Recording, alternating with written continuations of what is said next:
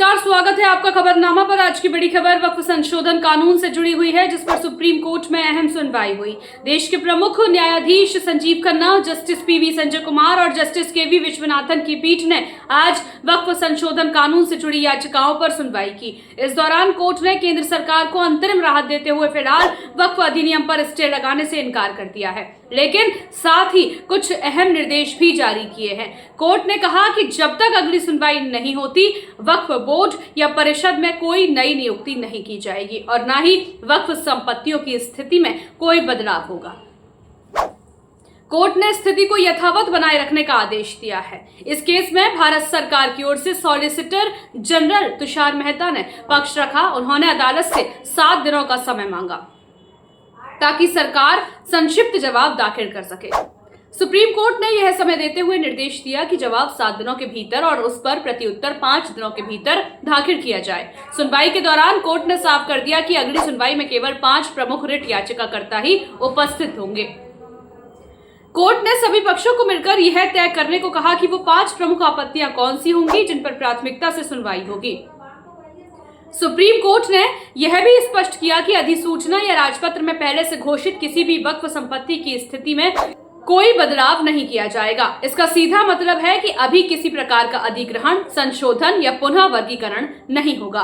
गौरतलब है कि वक्फ संशोधन कानून 2025 के खिलाफ अब तक 70 से अधिक याचिकाएं दायर की जा चुकी हैं। याचिकाकर्ताओं का कहना है कि ये संशोधन संविधान विरोधी है और धार्मिक स्वतंत्रता का उल्लंघन करते हैं। इस बीच कांग्रेस नेता इमरान प्रतापगढ़ी ने सुप्रीम कोर्ट के इस निर्णय का स्वागत किया है। उन्होंने कहा कि संविधान विरोधी संशोधनों पर रोक लगाना संविधान की जीत है। हमें आगे और राहत की उम्मीद है।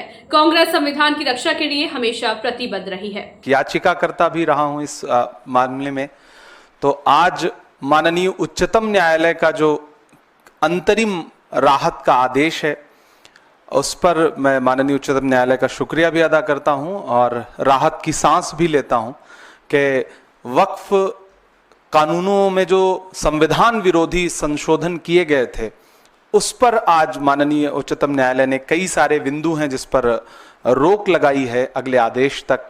तो जेपीसी में जो सुझाव विपक्ष के तमाम सांसदों ने दिए थे, जिसे नकार दिया गया था, संसद में बहस के दौरान लोकसभा और राज्यसभा में जो सुझाव विपक्ष के सांसदों ने अपने डिबेट के दौरान रखे थे, जिनको नकार दिया गया था, सरकार ने बिल्कुल नहीं सुना था, उन तमाम पहलुओं को लेकर के कई सारे याचिकाकर्ता जो माननीय उच्चतम न्यायालय की चौखट तक गए। तो आज माननीय उच्चतम न्यायालय ने जो फैसला दिया है, हम उस अंतरिम राहत के लिए उनका शुक्रिया अदा करते हैं और हमें पूरा विश्वास है कि आने वाली अगली सुनवाई में हमें और राहत मिलेगी, क्योंकि यह संविधान के मूल पर हमला था। किसी धर्म विशेष, किसी वर्ग विशेष का मामला नहीं था। यह संविधान की जीत है और हम बतौर कांग्रेस पार्टी, मैं बतौर अल्पसंख्यक विभाग के अध्यक्ष के और एक सांसद के बतौर मैं ये कहता हूं कि कांग्रेस पार्टी ने संविधान बनाने, बचाने और संवारने की पूरी जिम्मेदारी हमेशा उठाई है और उसे हमेशा उठाएगी। तो आज के इस फैसले पर मैं बहुत आभारी हूं माननीय उच्चतम न्यायालय का और इस फैसले का स्वागत करता हूं खुले मन से। और अभिषेक मनु सिंघवी जी का धन्यवाद कि बहुत जोरदार तरीके से आपने माननीय उच्चतम न्यायालय के समक्ष दलीलें रखी, जिसको बहुत सारे बिंदुओं पर माननीय उच्चतम न्यायालय सहमत रहे। तो आप सारे मीडिया के साथियों का आभार भी प्रकट करते हैं। ये मसला किसी एक वर्ग विशेष का नहीं है। जलते घर को देखने वालों फूस का छप्पर आपका है, उसके पीछे तेज हवा है, आगे मुकद्दर आपका है। उसके कत्ल पे मैं भी चुप था, मेरा नंबर अब आया, मेरे कत्ल पे आप भी चुप हैं, अगला नंबर आपका है। तो एक एक करके संविधान को कुचलने की हर सरकारी कोशिश के खिलाफ इस देश के हर नागरिक को खड़ा होना पड़ेगा। तो फिलहाल वक्फ संशोधन कानून पर सुप्रीम कोर्ट का रुख साफ है, जल्दबाजी नहीं बल्कि सभी पक्षों को सुनते हुए ठोस और निष्पक्ष निर्णय की ओर बढ़ना।